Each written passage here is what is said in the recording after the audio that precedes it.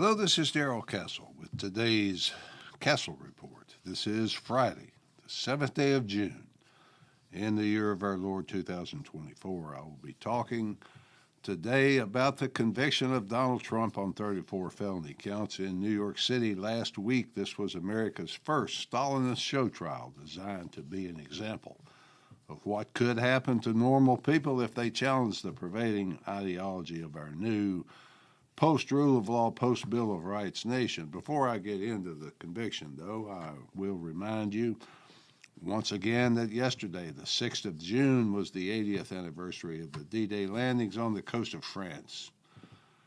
Hundreds of thousands of young men were sent ashore in Normandy to confront the Nazi army that enslaved Europe. Thousands of them died that day, but they all knew that death was a real possibility for them, and yet they went anyway. When I see the thousands of crosses in the Normandy cemeteries today, my first thought is, what a waste, what a terrible waste.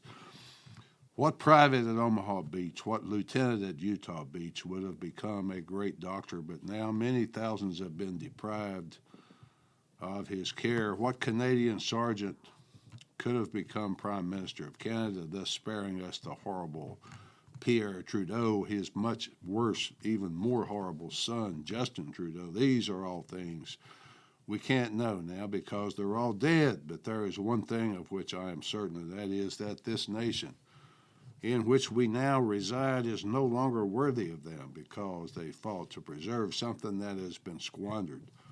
As you will hear in this report, in my analysis of Trump's conviction, I looked around for some quote, some example with which I could illustrate what happened and reveal the depths to which we have sunk as a people. The best quote is from the chief of Stalin's secret police, Lavrentiy Beria. "Show me the man," he said, "and I'll show you the crime." Professor Alan Dershowitz, professor emeritus from Harvard Law School, said that Judge Mershon took Stalin one step further because a day after the ruling and the verdict, he still didn't know what the crime was. The prosecution didn't bother or was unable to define the alleged crime that Trump allegedly committed. That didn't matter because the judge told the jury in his 55-page instructions that they didn't have to agree or even know what the crimes were, as long as they had a belief that criminal acts were committed. This was, therefore, one of the greatest miscarriages of justice in U.S. history. So what was the crime of which he was supposedly guilty? What really was the crime? We still don't know exactly what the jury decided because apparently even they didn't know what the crime was. A biased judge who refused to recuse himself, apparently because he was hand-selected for the purpose of a conviction, a biased jury, a biased prosecutor who ran for office on the promise of finding a crime to prosecute Trump. The prosecutor and the system tried to follow Chief Beria's statement, but try as it did, no crime could be found, so they just made one up or invented one. This is a stain on the system of law and justice in America. It makes it difficult to ever respect such a system again. If this verdict holds, then be afraid, because this is no longer America, but instead it has morphed into a Stalinist system of terror from above. If we're to have hope for this country, for our system of individual rights, this decision must be overturned without a lot of delay and without a lot of bureaucratic wrangling. There used to be a sacrosanct system of standards. Everyone knew that the integrity of the system for all of us was more important than the evidence or lack of it against any one criminal defendant. First, there had to be a victim, a step missing from Trump's trial. Victims would come forward to the system and allege that a crime had taken place against them. Professional police officers and detectives would investigate, and if evidence warranted, a suspect would be found, and then prosecutors, separate from the police, would bring charges. The suspect, as we all know, would be presumed innocent until the prosecution proved every aspect of the law beyond a reasonable doubt. Now that sacrosanct system is completely distorted and broken. Politicians run for elected office. Offices like district attorney or state attorney general with the same zeal the same promises to the same people as any other politician running for any other office. They are often funded by people like George Soros, who want them in office because they will help him unleash chaos, disrespect for the law, doubt into the system. Most of all, they bring fear because no one is safe from their prosecutions or from the criminals they release to prey on the innocent. They used to investigate a crime to find an individual suspect if one existed, but now they investigate a specific individual to find a crime, even if it means inventing a crime where none exists. They then select the jurisdiction most suitable to them, where virtually no one in the potential jury pool holds any political view different from the prosecution. The jurisdiction must be one where the defendant is hated so much so there's no chance whatsoever of a fair trial. That's not enough. That's not enough for our new system, though. The prosecutors must then find a judge, excuse me, folks, must then find a judge who is completely corrupt and completely sold out to the new ideology of our country. In our present case, the judge's daughter is a fundraiser for the Democrat Party, has raised millions of dollars for them. The judge imposed a gag order on Trump to keep him from talking about the daughter. He would allow no testimony about his daughter in the trial. The judge also contributed money to the Biden campaign. Yes, folks, the judge himself contributed to Joe Biden's campaign. Oh, yes, I know Joe Biden had nothing to do with this trial. That's evident from the smirk on his face after the verdict. That's why the Biden Department of Injustice sent a prosecutor to New York to handle the prosecution because Bragg didn't have the skills or confidence to do it. Sad, but this is our system now. A member of the ruling elite, whichever one is in power at the time, can just point his thumb up or down like Caesar in the Colosseum. That means death for the accused who had the audacity to oppose Caesar. Today, it isn't gladiators who deliver the killing blow, but dozens of federal agents with a laundry list of charges. Since we're talking about ancient history or the Roman Empire, let me take you to ancient Greece for a moment, where this thing we now refer to as democracy began.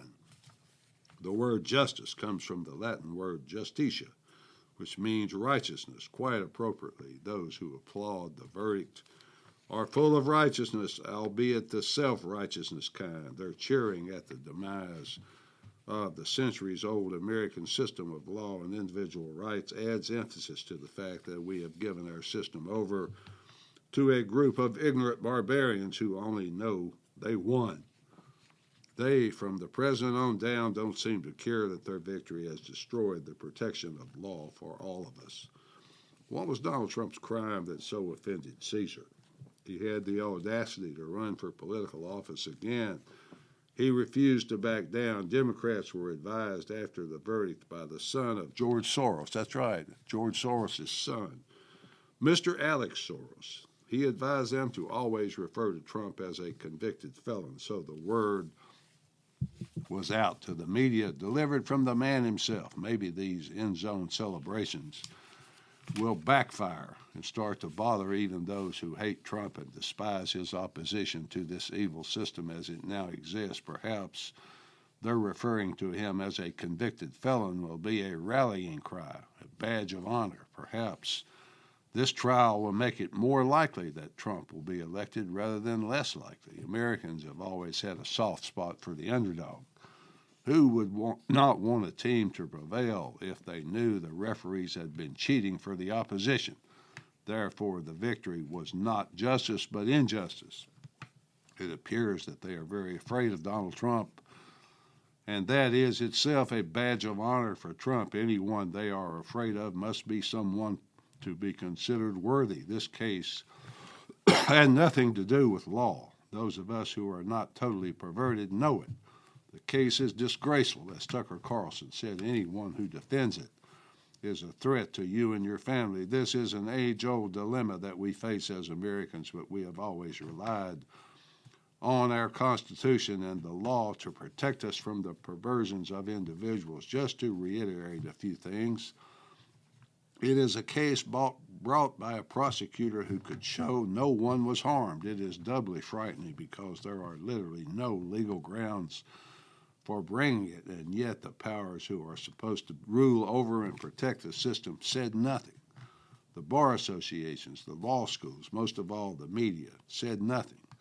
None of the watchdogs said anything, and that scares me more than the verdict. The age-old dilemma with which our enemies were confronted was that getting Trump was so important it justified any means, even perverted means.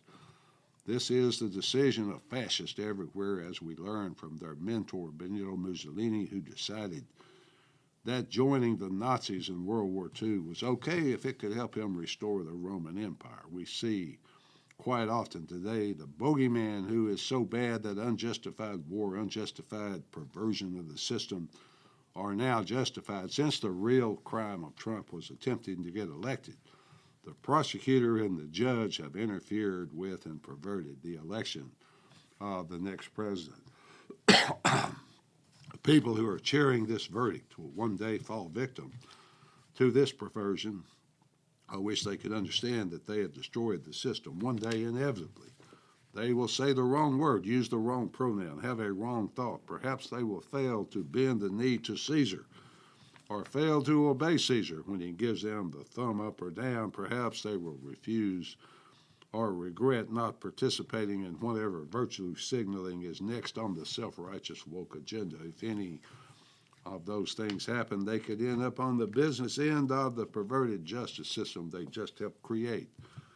They are full of bloodlust now, but this new legal system applies to them as well. By a strange coincidence, folks, the day Trump's verdict, May 30th, was the anniversary of the death of Joan of Arc 593 years ago. That fact came to my attention because of an article written by Monsignor Richard Antall for Crisis magazine. Since I'm a lifetime admirer of St. Joan, I mention her struggle to you now. St. Joan was burned at the stake on May 30th, 1431, when she was only 19 years old.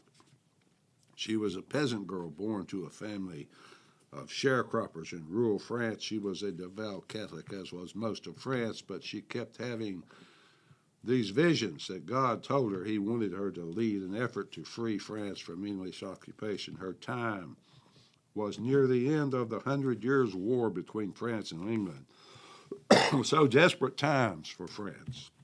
Despite the objections of many, including the church, she led the French army to victory at the Battle of Orleans. Her time was much like ours in that those who opposed the powers that be would not and could not be tolerated.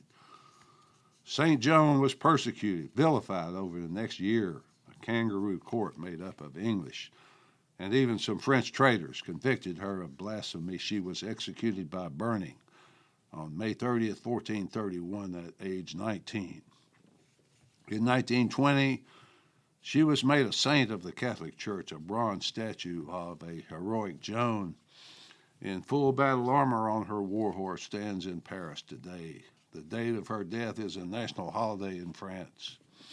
So it took a while and a revolution to destroy the church and the royalty in France, but the French people refused to let go of this peasant girl who became a great warrior. Will the American people eventually see Donald Trump as a valiant warrior who refused to back down to a group of corrupt officials, one who sacrificed himself for us? Time will tell, I guess, but one wonders whether we will ever welcome him into history as a national hero, as the French people finally did for Joan. One thing is for certain, and that is that his enemies who hate him, who wish death for him, have elevated him to be one of the most important Americans in history. Finally, folks, I don't think this will end here, not at all. Perhaps Donald Trump will pull on his armor, mount his war horse, and lead his people to victory, sacrificing himself in the struggle. Perhaps those enemies of individual rights, of the truth, of the light, of the church, perhaps they will prevail. Time will tell, folks. At least that's the way I see it. Until next time, this is Darrell Castle. Thanks for listening.